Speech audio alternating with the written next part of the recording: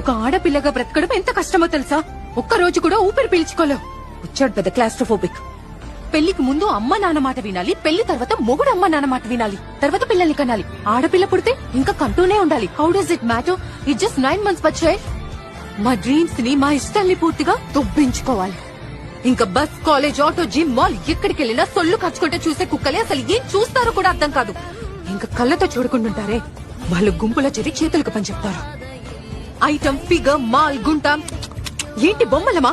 ఇవన్నీ మేము వింటాం. అటో ఇటో చూస్తావేంటి? నన్ను చూడు. 45 degrees ఎండలో బైక్ వెళ్లాల్సి వస్తే పేరెంట్స్ ఏమంటారో తెలుసా? అమ్మ ఫుల్ స్లీవ్స్ చుడీదార్ వేసుకుని వెళ్ళు, లేదంటే అబ్బాయిలు ఏడిపిస్తారు అని. దానికి మేమే చేయాలి? పాప్కార్న్ లా వేడికి బర్స్ట్ అయిపోవాలా? ఈ మధ్యేమో కొత్త ట్రెండ్, ఫోన్ తో న్యూడ్ పిక్స్ తీయడం. Public service announcement, dear men, మా అమ్మాయిలకి మీ న్యూడ్ పిక్స్ చూసే ఇంట్రెస్ట్ అస్సలు లేదు. So zip it up. Social మీడియాలో ట్రోల్స్ చేస్తారు, స్లట్ అంటారు, మళ్ళీ అంటారు బ్లాక్ ఎందుకు చేసావు సిస్టర్? సో మిస్బిహేవ్ ఎవరు చేస్తారు? అబ్బాయిలు. ఎవరు వెంటపడి ఏడిపిస్తారు? అబ్బాయిలు. హెరాస్ ఎవరు చేస్తారు? అబ్బాయిలు. కానీ ఇక్కడ ఎవరు ఫ్రీడమ్ దొబ్బింది? మా అమ్మాయిలది. సో అబద్దాలు అడ్డం మాకేం సరదా కాదు. అబద్దాలు చెప్తాం ఇంట్లోంచి బయటకు వెళ్ళడానికి. దాన్ని ఎలా అర్థం చేసుకుంటారు? మా క్యారెక్టర్ లూజ్ అనా? ఉన్నది ఒకే జీవితం, నచ్చినట్టు బ్రతికే హక్కు మాకు ఉంది.